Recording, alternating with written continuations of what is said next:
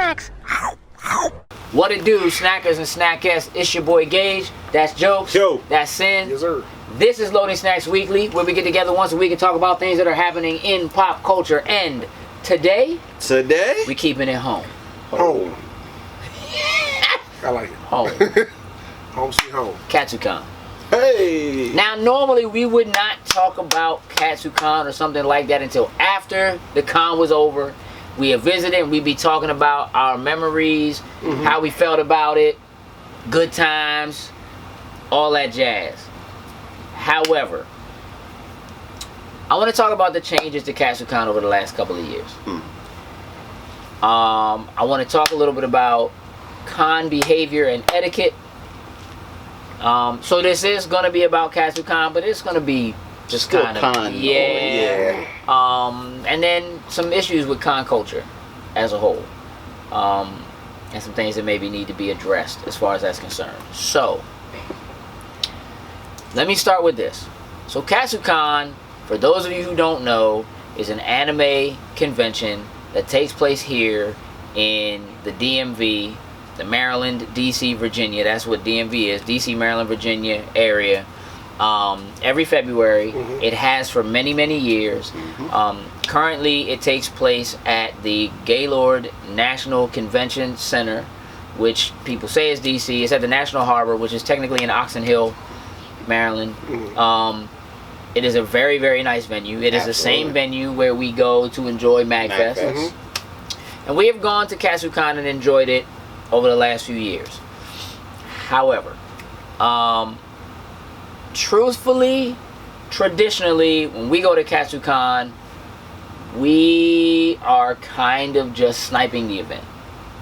We usually just kind of hang out. We're in the hotel, in the convention areas, in the hallways. We don't generally go into the buying areas and so forth. So we don't usually get badges.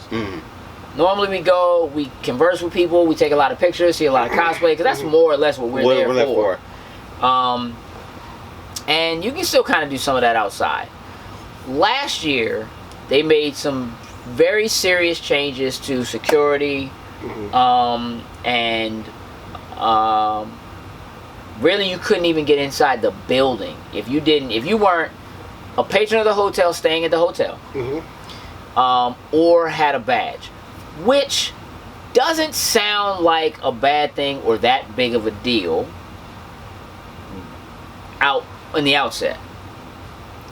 But you should understand that the Gaylord is sort of an open forum convention center. Like there are, yes, there's a hotel, yes, there are hotel rooms, yes, it is connected to a convention center, but it's set up like an exterior public place. So being that it's set right at the top end of the National Harbor, which is basically like an outdoor mall. It's a kind of an upscale outdoor mall with multiple venues. There are other hotels that are there. You know, plenty of restaurants and places to visit, things to do, eat, you know, whatever. So really, really nice place to visit. Giant Ferris wheel outside. Little place to like watch an outdoor movie outside, stuff like that. Like, and the Gaylord itself has a couple of restaurants on the inside that people will go there and frequent. And so, just to kind of preface where we are, last year, normally we go to the convention center, but we usually go into the restaurant, sit down, eat, stuff like that, because you're in there, you want to go, you know, whatever.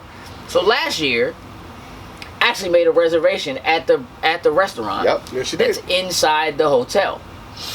Went to the hotel only to find out that they were like, well, you can't come inside unless you have a badge or a room key.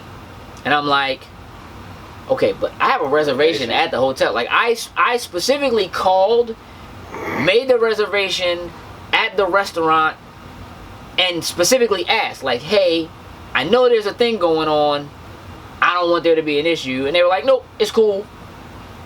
You got it. Come through. Got there. Security at the door was like, nah. Well, you ain't got it. No, right. That's not how it started, right? Initially we went and the person that, because There's an entrance you can go into that basically takes you right on the same level as where the restaurant is. The security guard at that door said, you got to go around to the front. Cool. Okay. We went around to the front, and the security guard at the front was like, nah, you can't come in here. We were like, the security guard there just told us to come in here. And what he said was, that security guard's not a real security guard. He's not really one of us. He's top flight. Yeah, like he's something else. Yeah. You know, he's some kind of hired help or something. He don't know what he's talking about. Y'all can't come in here. I got a reservation, dog. Yeah, not tonight. You don't. Straight up. Oh, all right. Straight up. Oh, okay. We did end up inside the.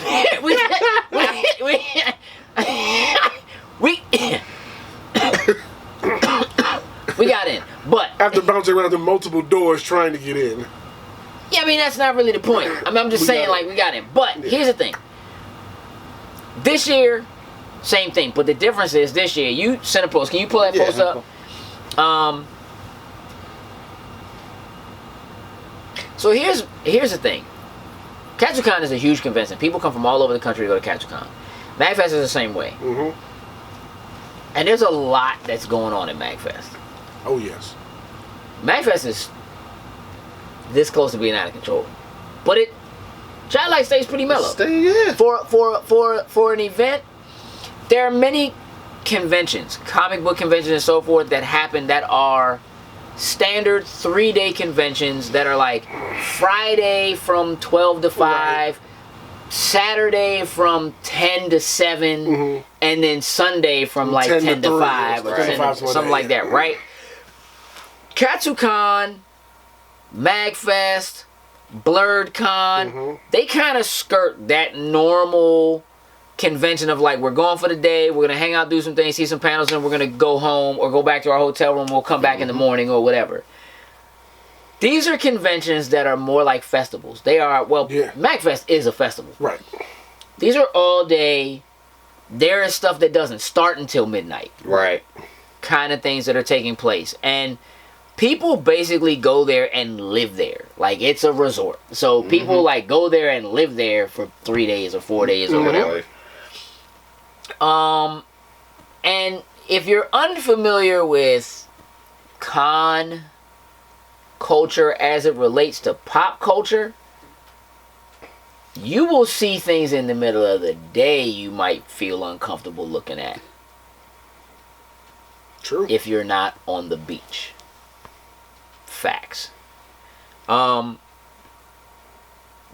tends to be large amounts of alcohol consumed. I think large is underselling it.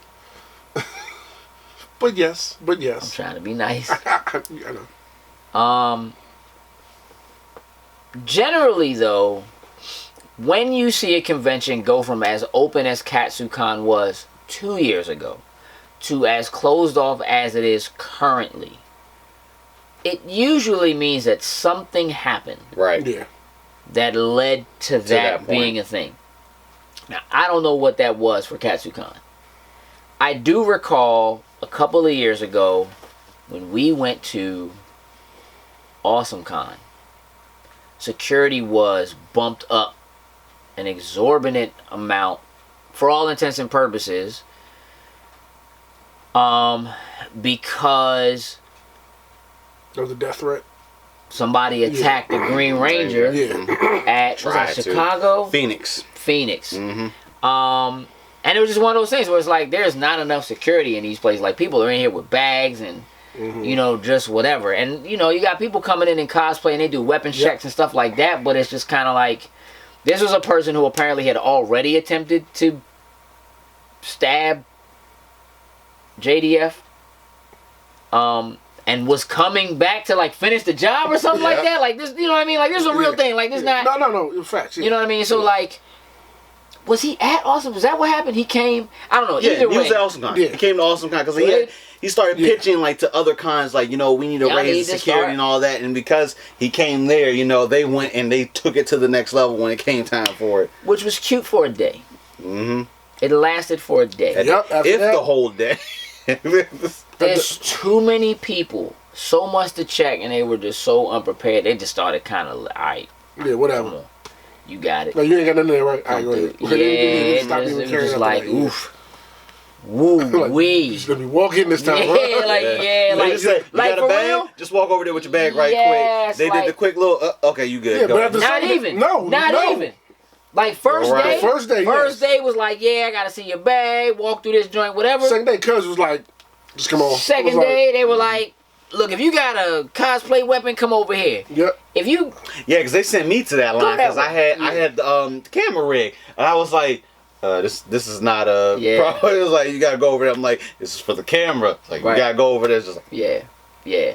So that kind of broke down. So what I want to do is, can you just kind of, I mean, I don't need you to read the whole thing. It's a lot there. Yeah. But just kind of go over what they're trying to set rules and regulation. Why I don't think any of this is outlandish, but just kind of talk about what it is that they. So I'm just gonna jump right to the hotel policies. You know, they talk about strict things like, you know, safety is always key. No late checkout, like that type of stuff. But I'm gonna go right to the policy. So, no excessive noise allowed. I mean, I can understand that being in a hotel with other people. Yeah, but it's gonna happen. This one, which they actually have new, it actually specifically has new with dots on there, capital letters. It's like, only limited alcohol for personal consumption is allowed in guest rooms. So, Continue. Read the whole thing. Gotcha. So, guests are allowed to bring alcohol for personal consumption, e.g., one unopened bottle or 6-pack of beer, to be enjoyed in their guest rooms only. Any person seen consuming or carrying any alcohol in excess of an unopened bottle or a 6-pack will be asked to remove the alcohol from the premises. Failure to comply with this request will result in the guest being asked to leave the hotel. All right, now, before you go any further, there's a couple things I want to say about that. One, I understand. I do. Two, I don't think that that's the kind of thing that you're in a hotel that also makes money by having restaurants and a bar inside of it to sell you alcohol. Understood. However, you are completely and totally unmanned to meet the demands of the alcohol consumption that will happen in your building. You can't do enough to make enough money. Like, the alcohol consumption at MagFest, serious. out of control. Serious. Out of control. Listen, people were bringing, like, people literally walk in with trash bags of just I saw someone bottles. went with a keg. Just, like, it is. However, even having said that, the line at the bar, at the main bar, packed the whole time. Takes forever to get a single drink, right? The restaurant, packed the entire time. Takes forever to get sat, to get a drink, whatever.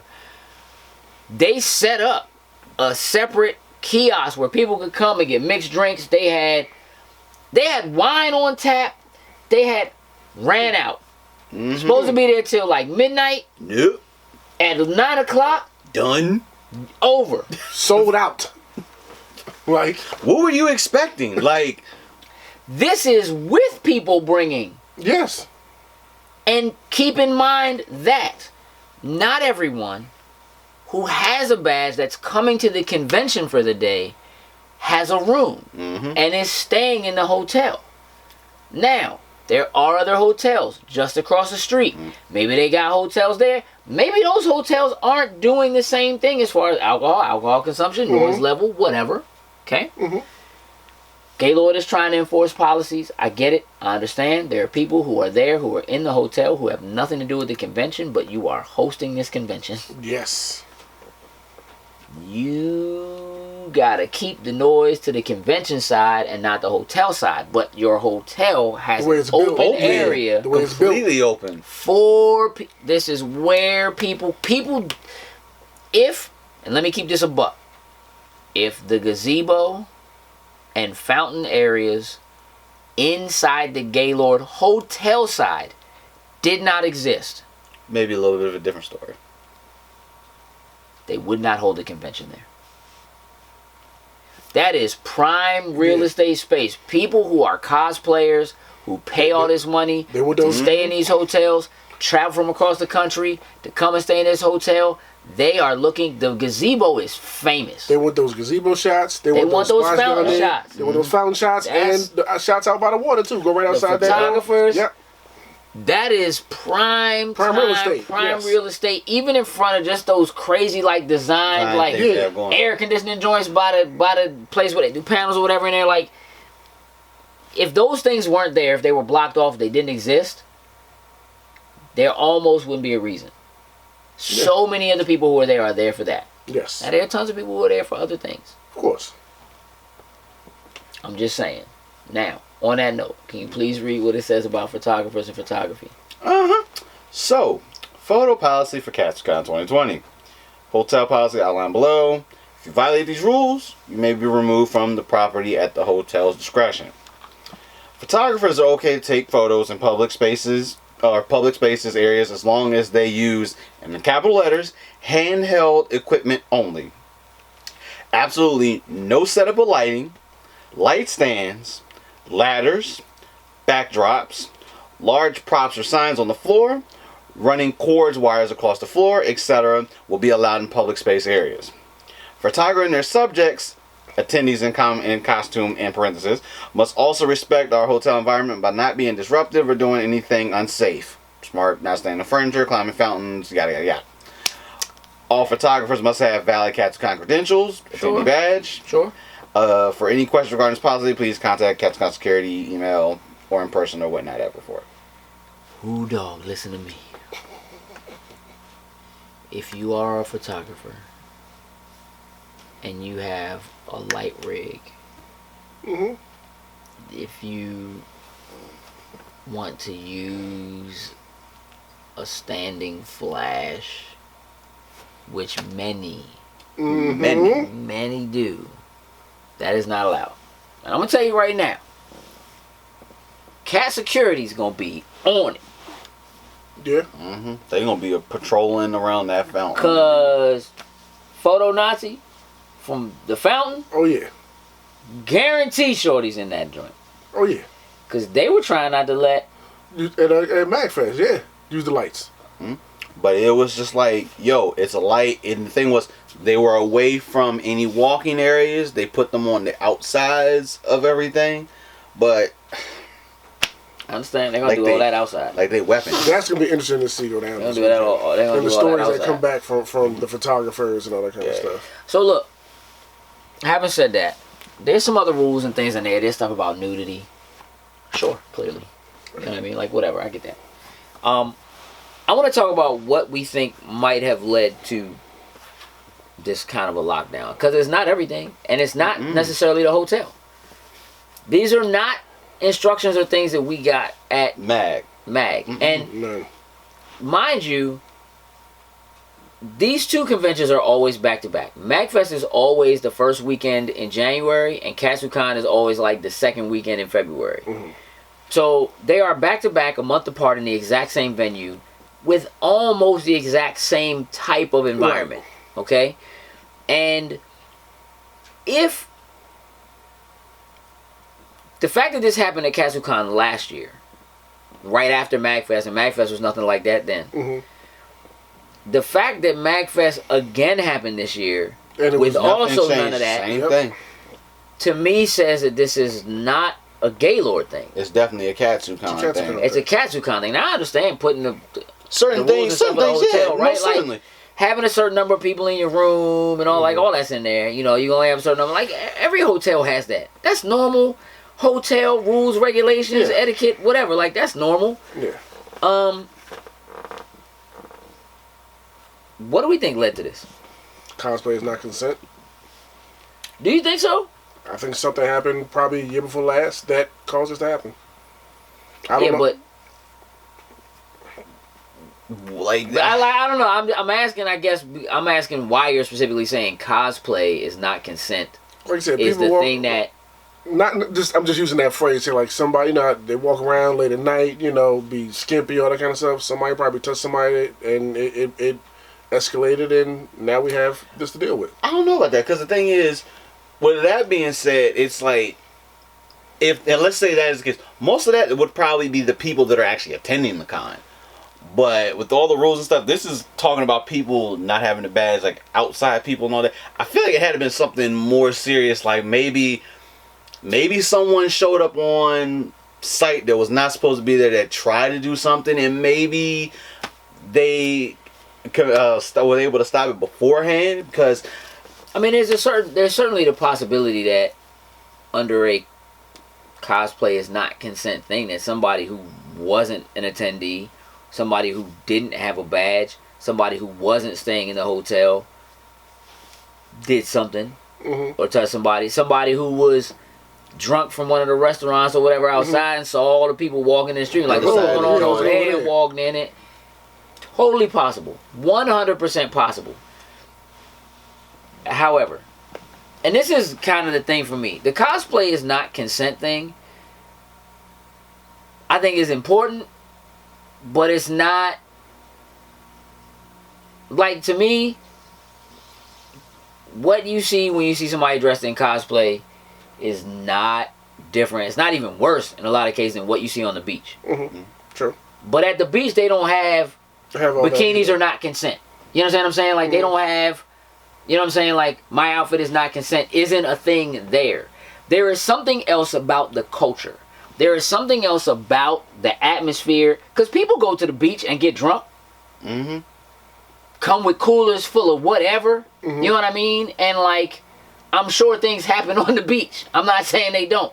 Right? I'm saying that, like, to me, the fact that you have to have cosplay is not consent as a thing that is at every con we go to. Not Katsucon specifically. No, that's a thing everywhere, right?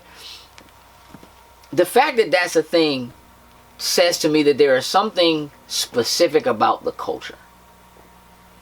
And I don't know if that is something that is tied to geek, nerd culture. I was going to say, maybe it's that thing we talked about, how our people letting loose. Super loose. Super loose, and it goes too far sometimes. Yeah, but listen. If you, let's just take the pop culture zeitgeist of, like, popular kid, like, because we talk about that from the sense of, like, you know, a lot of times these tend to be the people that they party really hard because they didn't get invited to parties in high school. Right. They weren't the jocks or the popular kids or whatever. You know what I mean? Some of them fit the mold, but not all of them. I'm going to tell you now, I know at the popular kid parties, shit went too far. Oh, yeah. Things happened that weren't supposed to happen, that weren't okay to happen, that weren't legal to happen at the parties that, you know what I'm saying? Right. So, like, I don't know that I'm ready to say that it's that specifically. You know what I mean? Because people drinking too much / overdoing it isn't something that's specific to that. Like, yeah, they party a bit harder. You know what I mean? Like, they go. Yeah. They go. Yeah. And there is, I think, though, something to be said for the idea / concept of role-playing. And I think cosplay maybe plays a part in that.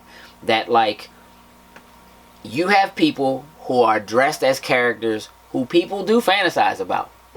People waifu them. You know what I'm saying? Senpai them. And now you're in a situation where you have people that are dressed as characters that you maybe feel like you have a tie to, a lust for, or whatever. Right.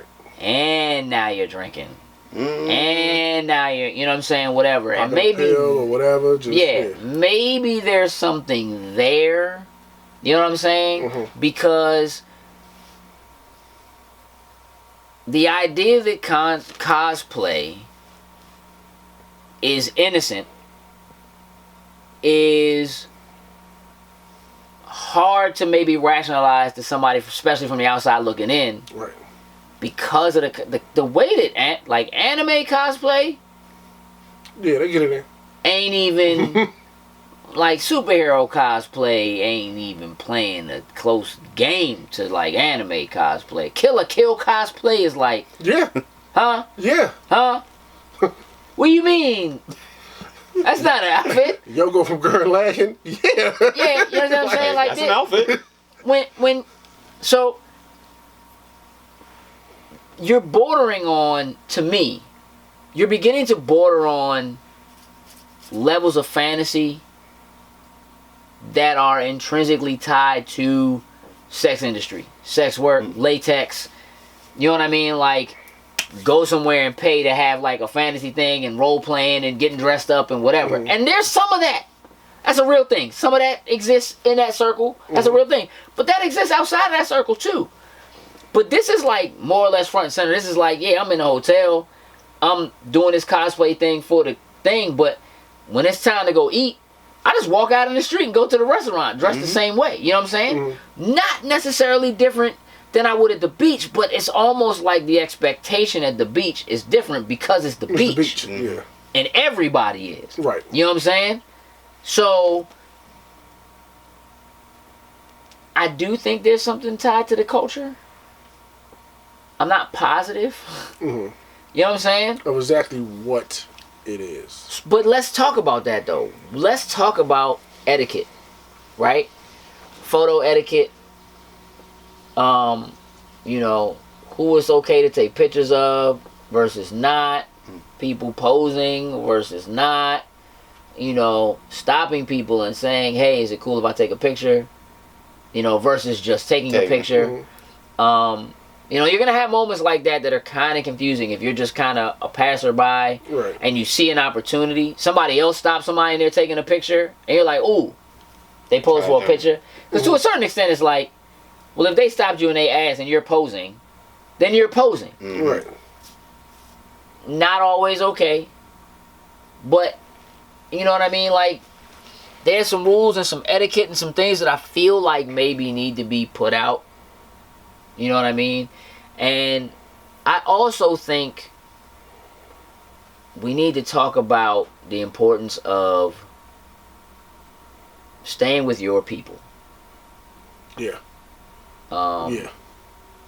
Just like it should be at any party. Absolutely. We'll come back and touch on that in just a moment.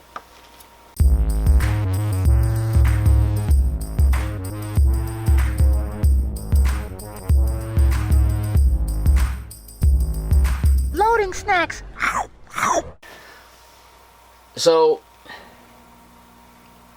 not unlike going to any party or outing, right? If you go with your people, you go with your friends, you probably should stay with them. Absolutely. Treat like when you go out with your friends to the bars and stuff like that. Like Anything. girls are out, Just treat the same way. stay with your people. You're going to meet brand new people. Of course. But It's part of the fun of going. You mean people in the same fandoms as you and all that kind of stuff. But here's what's different. And I think this might be tied to the culture.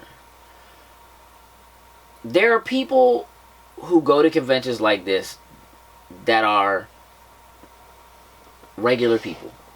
They're not like actors or, you know, voice actors. Or they're not from some, you know, a lot of times we go to conventions to meet and see those people, right? You pay for a photo op, you're meeting whoever, right? But what's different about culture now, especially pop culture and convention culture, is that there are cosplayers that have a certain level of fame. People follow, they love, I love all your work, I love whatever, that are just, they regular people. They just walking around having whatever. And I believe that there's a difference because it's hard to really understand that you have fans and what your fans, like if you're famous, when I say that I mean like, if you're an actor, you can tell how famous you are, right? It's tied to something other than like how many followers you have on Twitter. It's tied to something other than how many people like your photos on Instagram. Because as an actor or as a singer or whatever it is, you learn very quickly that it's difficult for you to go to a public place. you go somewhere, you go to a San Diego Comic-Con and you have security and they take you on stage and people go nuts and it's crazy. Mm-hmm. You're like, oh my God. But like, when you're a cosplayer climbing the escalator of what it is to be social media famous, you don't know. You don't know faces. You don't know people. You just know that people, like, there's people who don't even necessarily know you when you're not in costume, when you're not when you're not in cosplay, when you don't have makeup on. People might not even recognize you. But then there are people who are or who will. And I think that escalates the possibility of the level of danger on a much scarier scale, because you have people who are just with, you know what I mean, and it's like all these, you could get mobbed, you know what I'm saying, or something like that if you don't, you know what I'm saying. So like, it's so easy to get access to you. Yeah, there are people who we know that we just know, like we've been around them, they you know, we see them at conventions or whatever, that have like crazy followings, you know what I'm saying, or whatever. And it's like, I'll talk to somebody at my job and they'll be like, oh man, did you see this cosplay or whatever? And I'll be like, oh yeah, so and so, yeah, we cool, whatever. We interviewed him at, you know, whatever, or we talked to him at such and such, or yeah, so and so just sent me a message, like, you know what I mean? Like, we have regular relationships with them because we know him, we met him, we see him as people. Right.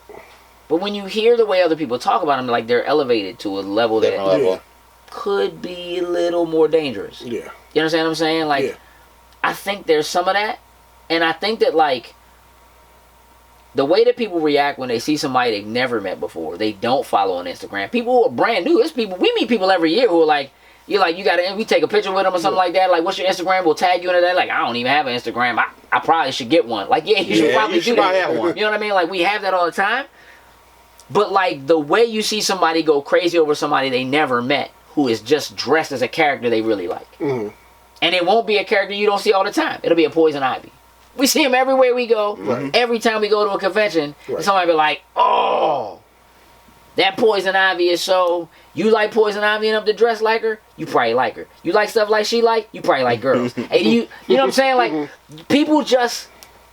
And just keep going. They will push the personality of the person you're dressed as onto, you know what I mean? Like, they'll project what they're going to do on you, onto the cosplayer itself, I think that's it. You know what I'm saying? That there's a girl in a bathing suit at the beach is just a girl in a bathing suit at the beach. Don't matter. You know what I mean? How she can be gorgeous, she can be the most beautiful girl you ever seen. You're gonna see another one when you go around the corner. Right. You know what I'm saying? Or whatever. Or there's 10 of them right there, you know what I'm saying? Or whatever. But like, at a con, somebody is possibly walking into your fantasy. Like, you know what I'm saying? And they don't even know it. Yeah. Nope. Male or female. Yeah. You know what I mean? So I think it just elevates that level of danger, and I think because you're messing around in sort of a fantasy world, in the same way that some people get dressed up because they want to feel like somebody different. Right. You know what I mean? They want to be somebody different. They want to do something different in their everyday life or whatever, which is what a lot of people role play in other scenarios for. Well, there are people who don't cosplay at all. Right. Who know everything you know, or more than you know. You might know the finer details of the outfit, but they know the finer details of the manga, the anime, the character that you're portraying, you know what I mean, or whatever. And I think that makes it a little more dangerous. I think that's maybe why you see something like this at an anime convention that you maybe don't see at a video game convention. You know what I'm saying? Yeah. Because anime really does play with the sexual tropes. Oh yes. Way more. It's not like video games ain't there. You know what I mean? Like, no, that is a moment. That is a Japanese culture thing. That is that's exactly. And we are bringing things from another culture that is much more comfortable with those kinds of things. That stuff is much more regular, right, than it is here. You are bringing that into an American society. Now you're manifesting their desires right in front of their eyes, right in front of their face. Yeah. Not everybody can't control them. You can't reach or access to these characters or the way. But now you see this beautiful woman or handsome ass dude dressed up as, and be like, oh yes, yeah. And you seen it happen even when it's not like just that moment of like, oh, that's so and so. Let me run over, take a picture. Let me do, da da da da da, whatever. Like, you kind of get caught up in that frenzy. I think that's probably more of what it is. You know what I mean? That cosplay and anime convention. You know, like if you went to a porn convention, like you know where you are, Right. you know what it is, and you know everybody's looking to punish you if you step out of line. Yep. Security's different. The people who are there that are the people they're famous though. You know what I'm saying? Right. In that way, like they get that kind of protection. It's not like it's the regular everyday people Right.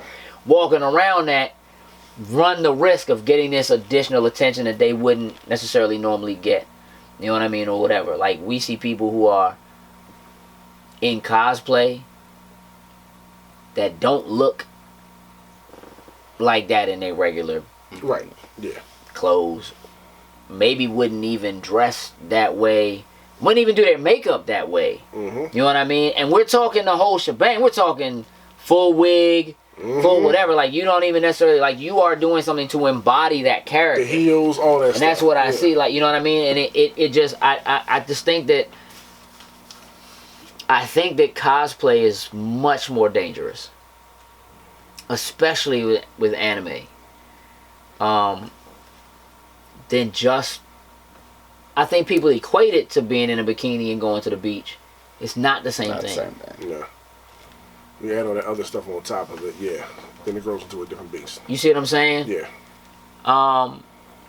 So I just think not only is it important to say to people who are going to conventions to just, hey, listen, it's not real.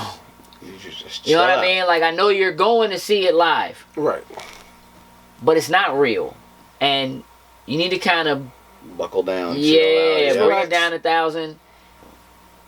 2, the consumption of substance probably does a lot to attribute to Yes.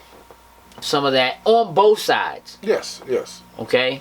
They be plastered all day. But what? All day. All day. All weekend. All The whole weekend. All weekend.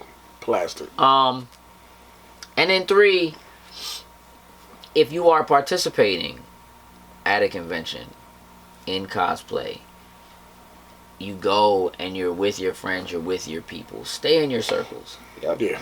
It's cool to meet people. It's cool to meet new people. It's okay to exchange information on a professional level with photographers and whatever. You're going to have people who you don't know, who do know you. Oh, yes. You know what I mean? If in no other way by your Twitter handle, your Instagram handle, whatever. Hey, I follow you. I like all your pictures, da-da-da, whatever. I comment. You comment back. I'm so-and-so, 86. You know what I'm saying? Or whatever, right? Because you may have also started a relationship with somebody who you don't know. You don't even know you started one with Right? somebody. They comment all the time. It's always nice, whatever. You comment back.